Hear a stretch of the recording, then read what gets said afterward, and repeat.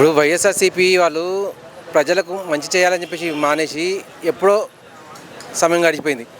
అంతకుముందు వాళ్ళు అధికారంలో ఉన్నప్పుడు మంచి వాళ్ళు ఏం చేశారో దాన్ని వాళ్ళు ఆల్రెడీ మర్చిపోయారు.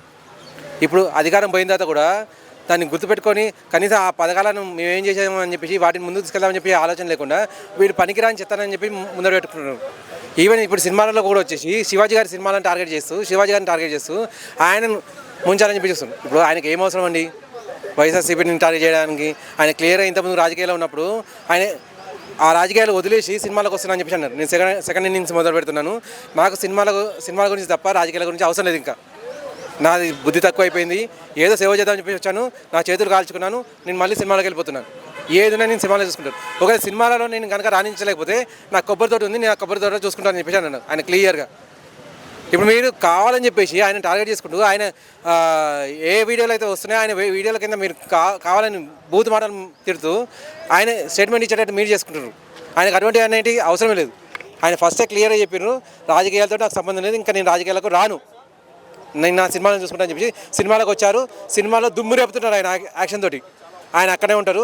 మీరు ఎంత చేసినా కూడా అటు వైఎస్ఆర్సీపీకి సపోర్ట్ చేయడము లేక టీడీపీకి సపోర్ట్ చేయడం అనేది ఆయన ఎటువంటిది పట్టించుకోరు. ఆయన సినిమాలు మాత్రం చూసుకుంటారు. ఆయన అలా వదిలేయండి. ఆయన మీ గురించి చెప్పాడనంటే మిమ్మల్ని మళ్ళీ రాకుండా చూసుకోవడానికి అని చెప్పి ఒక మాట చెప్పారు, అంతే. అది ఆలోచించుకోండి మీరే. శివాజీ కామెంట్స్ చేసినట్టు వైసీపీ వాళ్ళు నిజంగానే టార్గెట్ చేశారు. ఖచ్చితంగా టార్గెట్ చేస్తున్నారండి. ఈవెన్ మీరు యూట్యూబ్లో చెక్ చేస్తే కింద కామెంట్స్ అన్ని మీకు కూడా క్లియర్గా అర్థమైపోతాయి. అది ఎవరైనా చదవచ్చు, మనకు కూడా కనిపిస్తూనే ఉంటాయి అవి. వాళ్ళు కావాలని చెప్పేసి చేసేది ఏంటంటే ఈవెన్ టీడీపీ పార్టీ కానీ అటు జనసేన పార్టీ కానీ తిరుమల తిరుపతి దేవస్థానం లడ్డు నెయ్యి అనే విషయాన్ని ఎప్పుడో మర్చిపోయింది. అనవసరంగా లేనిపోని కంపెనీ ముడికి రాసుకున్నట్టు వీళ్ళే తిప్పుతున్నారు ఇదంతా. వీళ్ళకి ఏం చేయాలని చెప్పి అర్థమవుతలేదు.